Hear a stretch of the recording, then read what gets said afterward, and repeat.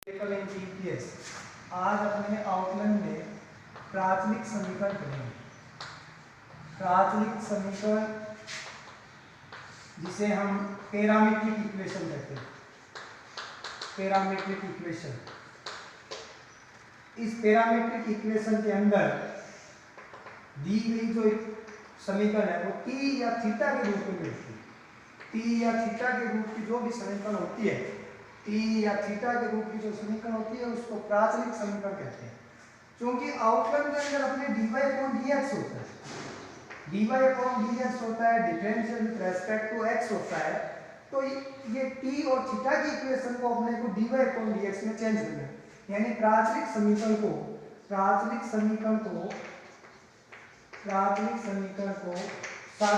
समीकरण में बदलना, साधारण अवकल समीकरण में बदलना, प्राचलिक समीकरण को साधारण अवकल समीकरण में बदलना। और इसको बदलने के लिए हम dy/dx ज्ञात करते हैं। तो dy ज्ञात करना है, अगर वो समीकरण थीटा की है तो पहले dy/dt निकालेंगे, अपॉन dx/dt निकालेंगे। अगर ये समीकरण t के रूप में हो तो dy/dx का मान क्या होगा? dy/dt upon dx/dt। अगर ये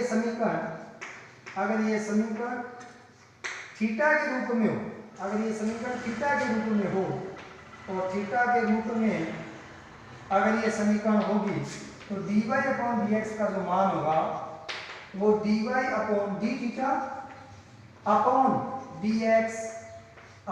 dx/dθ। कहने का मतलब ये हो गया कि dy है तो dy/dt लिखना, dx है तो dx/dt लिखना। अगर थीटा के रूप की है तो dy के नीचे dθ लिखना है, dx के नीचे dθ लिखना है। अगर एज अपने नॉर्मल मैथ की बात करें तो नीचे थीटा नीचे ये कैंसिल, तो dy/dx की वैल्यू प्राप्त होगी। हालांकि इस प्रकार से आउटलाइन में कैंसिल नहीं होता है, लेकिन अपने सोच सकते हैं कि ये dt हट गया तो dy/dx का मान होगा। तो सबसे इंपॉर्टेंट बात ये है प्राचलिक समीकरण क्या होती है। तो प्राचलिक समीकरण पैरामीट्रिक इक्वेशन वह समीकरण जो t या थीटा के रूप में होती है और इनको अपने को साधारण अवकल समीकरण में बदलना है, यानी dy/dx में बदलना है। आज अपने सबसे पहले इस प्राचलिक समीकरण के क्वेश्चन की बात करेंगे।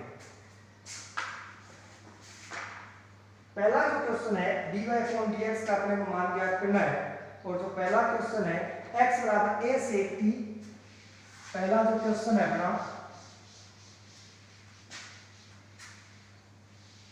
पहला क्वेश्चन x बराबर a से t, x बराबर a से t, y बराबर b tan t, y बराबर b tan t। इस प्रश्नावली में जो एग्जाम्पल है वो बहुत इंपॉर्टेंट है। एक या दो एग्जाम्पल में कुछ बताऊंगा आपको, बाकी आपको करने। जैसे पहला क्वेश्चन ये, क्वेश्चन नंबर जो पहला है, पहले का जो पहला पार्ट है x बराबर a से t, y बराबर tan t, देन सॉल्व। अपने को इसका dy/dx का मान ज्ञात करना कि dy/dx क्या होगा। सबसे पहले मैं निकालूंगा x का मान दे रखा है a से t, तो dx/dt निकालूंगा। तो dx/dt निकालूंगा, a इज ए कांस्टेंट। देखो x का अपने को आउटलाइन ज्ञात करना है, तो differential with respect to t है, differential with respect to t है। sec का आउटलाइन होता है sec x tan x, और ये t में है तो ये हो जाएगा sec t tan t। क्योंकि हम जानते हैं sec x का outline sec x tan x होता है। इसी प्रकार y का क्या हो जाएगा, dy/dt हो जाएगा, b is a constant, tan का आउटलाइन क्या होता है sec square t। समीकरण 1 और समीकरण 2 मेरे को dy/dx की, क्योंकि मेरे को dy/dx का मान निकालना है from equation 2 divided by equation 1। समीकरण 2 में समीकरण 1 का भाग देंगे तो मेरे पास जो रिजल्ट के रूप में प्राप्त होगा dy/dt डिवाइडेड बाय dx/dt, और ये प्राप्त होगा dy/dx। तो dy/dt ऊपर लिखना है, b sec square t, और dx/dt नीचे लिखना है, a sec t tan t। अब क्या होगा, अब इसको कैंसिल करेंगे तो b/a sec t बटा tan t, ये हो जाएगा 1/cos, ये हो जाएगा sin/cos। 1/cos sin/cos ये कैंसिल हो जाएगा, तो b बटा a और 1 अपॉन साइन क्या होता है कोसेक t। ये तो आप 10th क्लास में भी पढ़ते हैं, सेक का क्या होता है 1 अपॉन कोस, ये होता है साइन अपॉन कोस, इसके नीचे कोस और इसके नीचे कोस कैंसिल हो जाएगा, 1 अपॉन साइन क्या हो जाएगा कोसेक t। या फिर ये आंसर लिख सकते हो।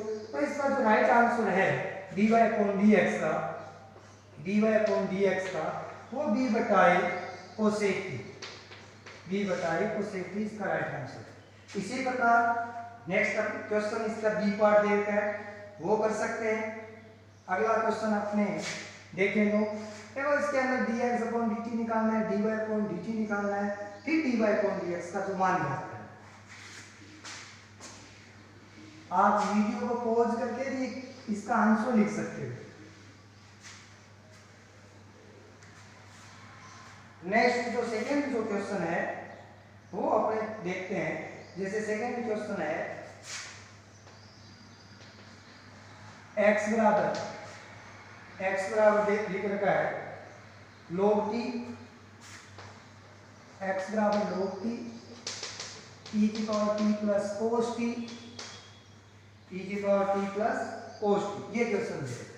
तो सबसे पहले इसी का कर लेते हैं, इसमें differential with respect to t, x का अवकलन क्या है dx upon dt log t का 1 अपॉन t, और इसका अवकलन कर लेते हैं differential with respect to t, और ये क्या हो जाएगा dy अपॉन dt e की पावर t का e की पावर t। अवकलन के सूत्र अपने को याद होना चाहिए, t की पावर t का e की पावर t, cos का क्या हो गया माइनस sin t, और अब अपने को मान निकालना है dy अपॉन dx, अपने को फाइंड आउट करना है dy अपॉन dx, ये हो जाएगा dy upon dt upon dx upon dt। ये समीकरण 1, ये समीकरण 2, समीकरण 2 में समीकरण 1 का भाग देना है, तो e की power t minus sine t बटा 1 अपॉन t, t ऊपर चला जाएगा, ये इसका राइट आंसर हो जाएगा dy upon dx, dy upon dx, ये इसका राइट आंसर हो जाएगा। तो इस प्रकार का जो क्वेश्चन होता है प्राचलिक समीकरण का, इसको अपने dy अपॉन dx की वैल्यू ज्ञात करनी है। इसी प्रकार आप थर्ड क्वेश्चन कर सकते हो, थर्ड का एक कोई भी पार्ट दे लो, जैसे थर्ड का बी इंपॉर्टेंट भी लगाना, मैं थर्ड का बी बता रहा हूँ आपको। इसी पे आधारित इस प्रकार के क्वेश्चन आपके एग्जाम्पल में भी है, वो भी आप जरूर अटेम्प्ट करें।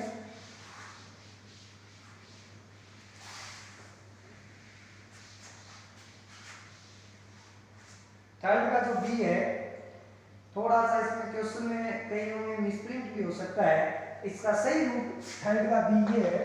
अगर आपकी बुक में कहीं मिसप्रिंट हो तो इसको इस रूप में लिखना। क्वेश्चन थर्ड है x बराबर a of theta minus sine theta, y बराबर a of 1 plus cos theta, ये क्वेश्चन है। मैंने अपने को फाइंड आउट करना है dy अपॉन dx, इससे अपने को dy अपॉन dx का मान। यहाँ देख लो differential with respect to theta, theta करेंगे तो dx अपॉन d थीटा है, a is a constant, theta का 1, cos का माइनस होता है minus sin theta, cos theta का होता है माइनस sin थीटा होता है, माइनस माइनस प्लस,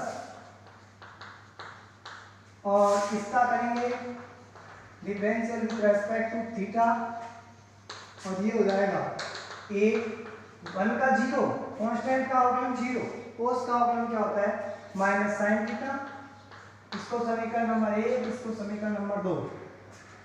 देन अपने को dy अपॉन dx का मान ज्ञात करना है, तो dy upon d theta upon dx upon d theta, समीकरण 2 डिवाइडेड बाय समीकरण 1, और ये हो जाएगा a Guna minus sine theta बटा a Guna 1 plus sine theta, a से a कैंसिल हो गया, और इसका जो राइट आंसर हो जाएगा माइनस साइन थीटा बटा 1 प्लस साइन थीटा। इस रूप में अब हम इसका क्वेश्चन का आंसर निकाल सकते हैं। और अगर कईयों में इस क्वेश्चन में बुक में जैसे इसका राइट आंसर, अगर ये क्वेश्चन इस रूप में है तो इसका आंसर ये होगा। अब आपकी बुक में कई जैसे न्यू बुक है उसके अंदर यहाँ साइन थीटा दिया है, पहले जो मैंने लिखा है वो तो सही आंसर इस रूप में हो जाए। अगर आपकी बुक में यहाँ साइन थीटा है तो आप इस वीडियो को पॉज करके इसका अलग आंसर निकालना है वो देखना। साइन का आउटलाइन क्या होता है? साइन का आउटलाइन होता है cos थीटा। साइन थीटा का आउटलाइन होता है cos थीटा। यहाँ साइन में बाकी तो सेम है, बाकी क्वेश्चन पूरा सेम है। कईयों में यहाँ ए नहीं है तो ए जरूर लिख लो। अगर आपको बुक के आंसर मिलाने हैं तो ए जरूर लिख लो।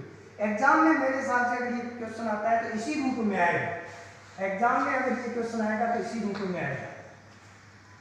ए कांस्टेंट थीटा का 1 साइन का cos, ए कांस्टेंट गुणा में अगर कांस्टेंट है तो उसका आउटलाइन गुणा के साथ लिखना है। अगर जोड़ में कांस्टेंट है तो उसका आउटलाइन सदैव 0 लिखना है। विशेष ध्यान रखें। अगर मैंने लिखा जैसे x बराबर a sin थीटा, अगर मेरे को इसका आउटलाइन ज्ञात करना है तो इसका आउटलाइन होगा a cos थीटा। अगर यही क्वेश्चन इस रूप में है तो इसका आउटलाइन बताओ, देन ये 0 हो जाएगा। कांस्टेंट का आउटलाइन 0, sin थीटा का आउटलाइन cos थीटा। इस बात का विशेष ध्यान रखें।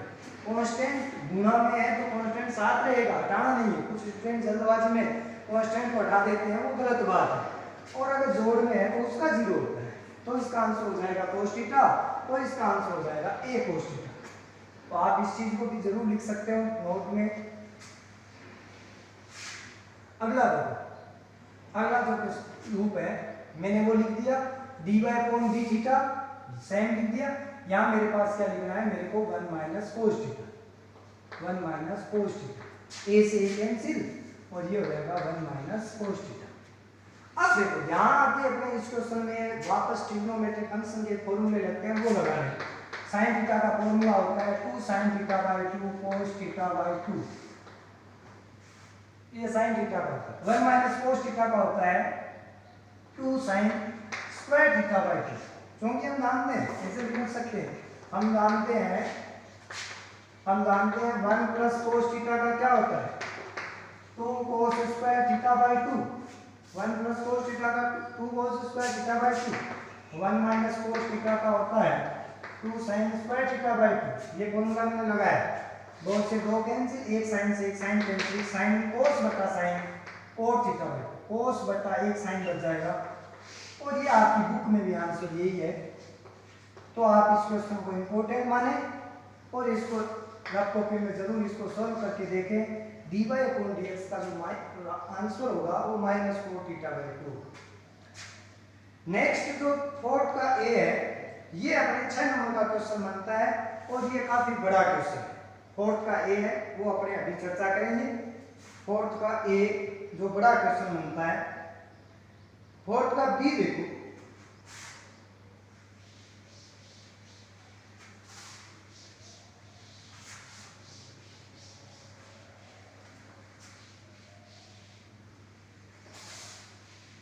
अगर आप पहले अपने फोर्थ का ए करते हैं तो आज की क्लास का ये अंतिम क्वेश्चन ही मान के चलो। बाकी जो नेक्स्ट क्लास के रूप में वीडियो के रूप में मैं बचे हुए क्वेश्चन करवा देता हूँ आपको। अगर अपने को सीरियल से करना है तो फोर्थ का ए कर लेते हैं। और ये अपने जो एग्जाम की दृष्टि से भी ये बड़ा क्वेश्चन बनता है, 6 नंबर का क्वेश्चन, क्योंकि इस प्रश्नावली का जो अंक विभाजन है 1 + 6, तो एक क्वेश्चन स्वाभाविक है 6 नंबर का आएगा तो बड़ा आएगा। तो मेरा ये मानना है 7.4 में जो सबसे बड़ा क्वेश्चन है वो फोर्थ का ए। तो अपने कोशिश करते हैं फोर्थ का ए जो 6 नंबर का क्वेश्चन बनता है। अभी तक अपने 7.4 तक पढ़े हैं तो उसमें सबसे बड़ा प्रश्न यही है, एक बार तो बड़ा क्वेश्चन यही है। देखो x बराबर में क्वेश्चन नंबर फोर्थ का ए बता रहा हूं। x बराबर है sin स्क्वायर t, x बराबर sin क्यूब t बटा under root cos 2t, sin cube t बटा under root cos 2t। y बराबर क्या है cos cube t under root cos 2t। ये क्वेश्चन सबसे पहले x का आउटलाइन करेंगे तो differential with respect to t। यहां तक करो d x बराबर sin cube t under root cos 2t। तो इसके लिए लिखेंगे dx अपॉन dt u बटा v से, u बटा v से करेंगे। u बटा v का फॉर्मूला क्या होता है, यहां मैं लिख देता हूं d बाई, अगर dx हो u बटा v हो तो नियम कहता है हर का स्क्वायर, हर है वैसे का वैसे, अंश का अवकलन माइनस अंश है वैसे का वैसे हर का अवकलन, तो v है वैसे का वैसे u का अवकलन, u है वैसे का वैसे v का अवकलन, तो इस रूप में इसका अवकलन होता है। तो इसका स्क्वायर करेंगे, नीचे स्क्वायर करेंगे तो cos 2t हो जाएगा, हर है वैसे का वैसे तो अंडर रूट cos 2t है वैसे का वैसे, साइन क्यूब t का अवकलन, तो क्यूब का अवकलन हो गया 3 sin स्क्वायर t और sin t का हो गया cos t। दोबारा देख सकते हो, हर का स्क्वायर हर है वैसे का वैसे, इसका अवकलन 3 sin स्क्वायर t, sin का cos माइनस माइनस लगा के अंश है वैसे का वैसे, हर का अवकलन रूट का अवकलन होता है 1/2 रूट x, रूट का अवकलन क्या होता है 1/2 रूट x, मैंने लिख रखा है आपके जो पहली क्लास है उसके अंदर, पहली क्लास का जो वीडियो है उसके अंदर मैंने लिख रखा है रूट का अवकलन 1/2 रूट x। ये लिखने के बाद cos का अवकलन माइनस साइन, तो माइनस ये और माइनस ये प्लस हो जाएगा, cos का अवकलन माइनस साइन और 2t का अवकलन 2। दोबारा देख सकते हो, अंश है वैसे का वैसे, इसका अवकलन करना है रूट का 1/2 रूट x, cos का हो जाएगा माइनस ये sin 2t और 2t का 2 आ गया, ये हर यहाँ भेजेंगे, 2 से ये 2 कैंसिल, ये अभाज्य गुणनखंड द्वारा ये इससे गुणा होगा तो 3 गुणा cos 2t, ये हो जाएगा sin square t cos t plus sin cube t, sin 2t का होता है 2 sin t cos t बटा cos 2t, और ये नीचे चला जाएगा क्योंकि ये बच गुना होगा, इधर ये हर में बचेगा और हर इससे गुना होगा, root cos 2t।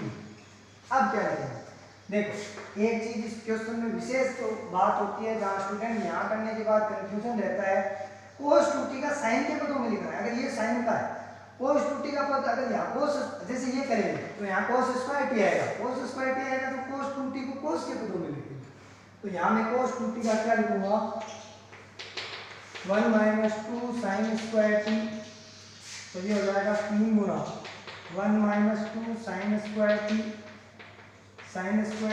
cos t plus 2 sin t का 4t cos t बटा cos 2t की घात 3/2, एक बात और ये 1/2 3/2, इसको गुना कर दो 3 sin square t cos t minus 6 sin की घात 4t cos t plus 2 sin की घात 4t cos t बटा cos 2t की घात 3/2। देखो 6 में से 2 गया तो माइनस का 4 बचेगा, तो 3 sin square t cos t minus 6 में से 2 गया 4 sin की घात 4t cos t बटा cos 2t की घात 3/2। वापस यहाँ तक दोबारा देखना, अंश बटा हर से किया है, इसको मैंने सोल्व किया है, साइन स्क्वायर है तो साइन स्क्वायर के पदों में फॉर्मूला लिखना है, इन दोनों को घात एक समान है तो एक जगह लिखा, ये लिखा। अब यहाँ देख लो, यहाँ से जो कॉमन आ रहा है वो लिख दो, 3 अपने पास कॉमन क्या है साइन स्क्वायर है और ये कोस है, तो मैं साइन स्क्वायर ले लेता हूँ, साइन टी कोस टी ले लेता हूँ, साइन टी कोस टी ले लेता हूँ कॉमन, तो ये बच जाएगा 3 sin t minus 4 sin cube t बटा cos 2t की पावर 3/2। इस क्वेश्चन में आपको बार बार रफ कॉपी में करके इसकी प्रैक्टिस करनी है, एग्जाम में तुरंत अपने देखें तो वो इस प्रकार से क्वेश्चन नहीं होगा, आपको कम से कम 4-5 बार इस क्वेश्चन की बार बार प्रैक्टिस करोगे तब इसकी स्टेप समझ में आएंगे। इसमें sin t cos t को मिल जाए, ये एक फॉर्मूला होता है क्योंकि हम जानते हैं, देखो इसके अंदर x बराबर sin cube t upon under root cos 2t था, ये अपने जो इस लास्ट जो स्टेप अपनी थी ये थी 3 sin t minus 4 sin cube t upon cos 2t की घात 1/2, और ये जो फॉर्मूला था 3 sin t minus 4 sin cube t, ये होता है sin 3t। तो इसको मैं लिखूंगा sin t, देखो cos t, ये cos t, और इसको मैं लिखूंगा sin 3t बटा cos 2t की घात 3 बटा 2, cos 2t की घात 3 बटा 2। ये अपने पास dx अपॉन dt का मान है, dx अपॉन dt का मान ये है। तो ये एक पूरा क्वेश्चन जो 6 नंबर का आता है, इसका जो सेकंड पार्ट है वो मैं अभी करूंगा। तो आप इसको पहले जरूर लिखें, dx अपॉन dt की जो वैल्यू है, तो मैं इसको पूरा मिटा के और dx अपॉन dt की जो डायरेक्ट वैल्यू है वो मैं आपके सामने लिख रहा हूँ। dx अपॉन dt की जो वैल्यू मेरे पास जो प्राप्त हुई है, dx अपॉन dt बराबर 3 sin t cos t sin 3t cos 2t की घात 3 बटा 2, cos 2t की घात 3 बटा 2, ये मेरे पास dx अपॉन dt है। सेम यही पैटर्न से अपने dy अपॉन dt की वैल्यू ज्ञात करेंगे, dy अपॉन dt की वैल्यू ज्ञात करेंगे। जो 7.4 है उसमें सबसे बड़ा क्वेश्चन ये है, एग्जाम में इस प्रश्न के आने की संभावना 70% रहती है, क्योंकि ये बड़ा क्वेश्चन 6 नंबर का बनता है। सेम इसी का आपने निकालेंगे dy अपॉन dt, तो इसका differential with respect to t करेंगे, तो ये हो जाएगा dy upon dt। dy upon dt क्या हो जाएगा, हर का स्क्वायर, हर है वैसे का वैसे, हर है वैसे का वैसे, अंश का अवकलन cos क्यूब t का अवकलन हो जाएगा 3 cos स्क्वायर t, और cos t का हो जाएगा माइनस sin t। इसके बाद फॉर्मूले में माइनस होता है, u लिखना है वापस, cos क्यूब t वापस लिखना है, हर का अवकलन करना है, हर में है रूट, तो रूट का अवकलन क्या होता है, d by d x root x, 1 upon 2 root x, तो 1 अपॉन 2 रूट एक्स, ये लिख दिया। कोस का अवकलन क्या हो जाएगा, माइनस, तो माइनस ये लिखेंगे तो sin 2t हो जाएगा, और 2t का अवकलन क्या हो जाएगा, गुना में 2 करेंगे, ये 2 से 2 कैंसिल आउट हो जाएगा, और इसका जो आंसर हो जाएगा -3 cos 2t, ये हो जाएगा cos square t sin t plus cos cube t। sin 2t का फॉर्मूला क्या होता है, sin 2t का फॉर्मूला होता है 2 sin t cos t, sin 2t का फॉर्मूला होता है 2 sin t cos t, और नीचे क्या हो जाएगा, सेम वही कंडीशन प्राप्त होगी, cos 2t और अंडर रूट cos 2t। वापस देखना, यहाँ जो cos 2t है उसके साथ cos स्क्वायर है, अभी पढ़ा था, तो cos स्क्वायर t को क्या लिखेंगे यहाँ, 1 माइनस 1 प्लस, देखो एक तो फॉर्मूला होता है 1 प्लस cos 2t का, जिसको लिखा जाता है 2 cos स्क्वायर t, और एक होता है 1 माइनस cos 2t का, जिसको लिखा जाता है 2 sin स्क्वायर t, ये लिखेंगे।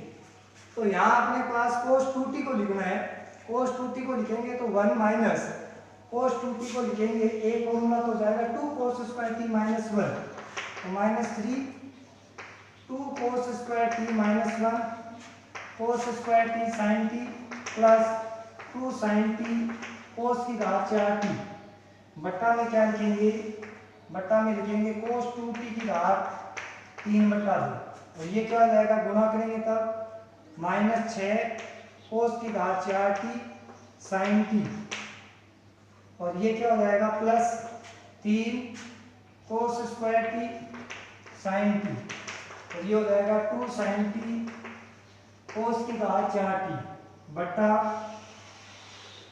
cos 2t की घात 3 बटा 2।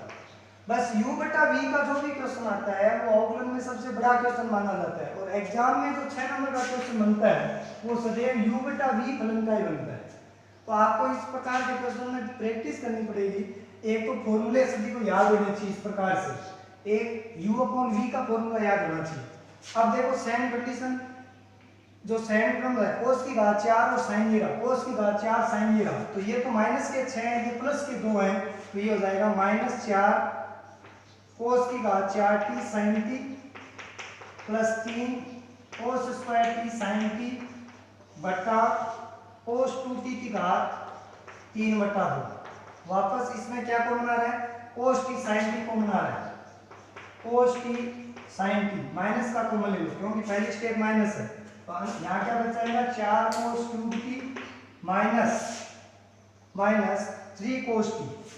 वापस गुना करो कि ये स्टेप आती है क्या, तो वापस गुना करेंगे तो देखो -4 cos की घात 4t sin t, ये रहा, माइनस और माइनस क्या हो गया plus 3 cos square t sin t, और नीचे वो लिखना ही है cos 2t की घात 3/2। ये क्या लिखेंगे, ये किसका फॉर्मूला होता है, cos 3t का फॉर्मूला होता है, cos 3t का फॉर्मूला होता है 4 cos cube t minus 3 cos t।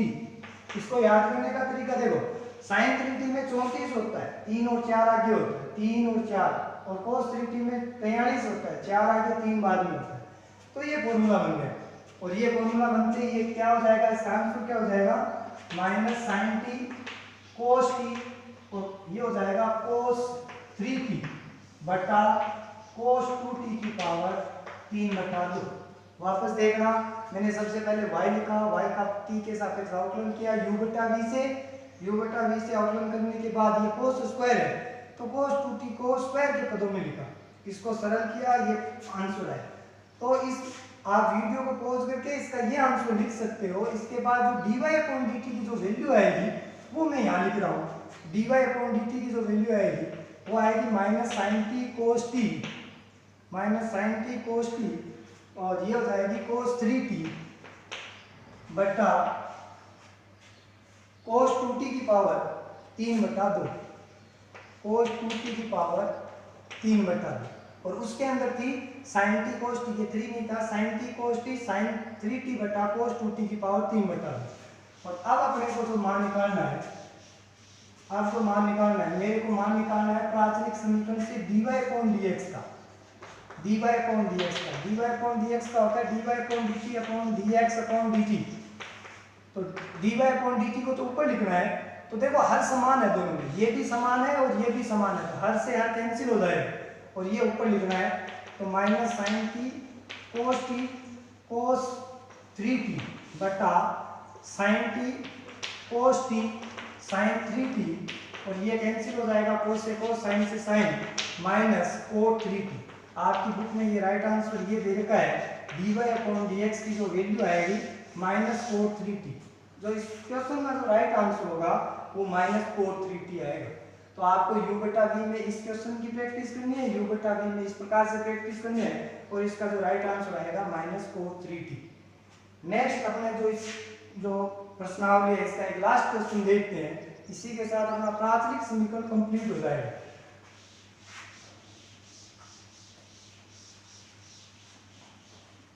जो मैं क्वेश्चन लिख रहा हूं, पिछली साल जो माध्यमिक शिक्षा बोर्ड में आया था, क्वेश्चन नंबर 6, और इसी पे आधारित एग्जाम्पल है, लास्ट एग्जाम्पल है इस प्रश्नावली का, दोनों सेम है, केवल घात का अंतर है।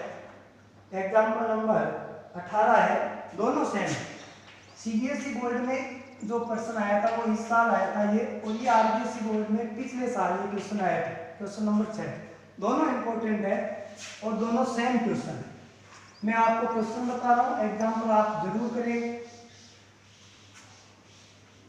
क्वेश्चन क्या है, क्वेश्चन है x³ + y³ बराबर x³ + y³ बराबर t - 1/t, और ये दे रखा है x की घात 6 + y की घात 6 बराबर t² + 1/, x की घात 6 + y की घात 6 बराबर t² + 1/t²। Then to prove that, अपने को सिद्ध करना है x की घात 4 y² dy/dx बराबर -a। ये क्वेश्चन दे रखा है आपकी जो बुक का है, ये 6 नंबर क्वेश्चन है। x³ + y³ बराबर t - 1/t, x की घात 6 + y की घात 6 बराबर t² + 1/t², और ये इसमें ये +1 दे रखा है, ये अपने को सिद्ध करना है। देखो इस क्वेश्चन को शुरुआत करने में सबसे बड़ी समस्या होती है स्टूडेंट को, वहां कंफ्यूजन हो जाता है एग्जाम में कि मैं इसकी शुरुआत कहां से करूं। तो इसके लिए सबसे पहले आपको ध्यान रखना, दी गई इक्वेशन t है, और t की जो इक्वेशन होती है वो पैरामीट्रिक इक्वेशन होती है, पैरामीट्रिक, और पैरामीट्रिक की जो इक्वेशन होती है उसकी शुरुआत पैरामीट्रिक से स्टार्ट करेंगे, t - 1/t, दोनों पक्षों का इसका स्क्वायर करेंगे, इसका स्क्वायर करेंगे तो स्क्वायर होता है a² + b², माइनस 2ab।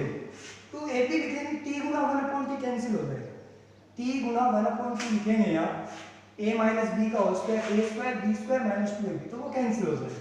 यहाँ से वैल्यू रख सकते हैं, t माइनस 1/t की वैल्यू क्या है x2। ये शुरुआत स्टूडेंट कंफ्यूजन हो जाता है और इस क्वेश्चन को गलत कर बैठता है। यहाँ से कर देते हैं तो ये क्वेश्चन होता नहीं, आप घर पे प्रैक्टिस कर लेना, भले इस क्वेश्चन की शुरुआत करेंगे तो नहीं होगा। और ये लिखेंगे x की घात 6 प्लस y की घात 6, इसके स्थान पे ये मान दे रखा है, शेष क्या रहा -2। इसका होल स्क्वायर बोल दो a प्लस b का होल स्क्वायर a स्क्वायर, यानी स्क्वायर करेंगे 3 का स्क्वायर घात 6 हो जाएगा, b स्क्वायर 3 का स्क्वायर करेंगे 6 हो जाएगा। 2ab बराबर x की घात 6 प्लस y की घात 6 माइनस 2। ये x की घात 6 से कैंसिल, y की घात 6 से ये कैंसिल, फाइंड आउट होगा x3 y3 बराबर -2। 2 से 2 कैंसिल बराबर हो जाएगा -1। x3 y3 बराबर क्या प्राप्त होगा -1। अब देखो इसके अंदर अपने को differential with respect to x के सापेक्ष अवकलन करना है। x3 का अवकलन होता है 3x², y3 है वैसे का वैसे, u गुना v से करना है। पहले फलन का अवकलन, दूसरे को छोड़ दो।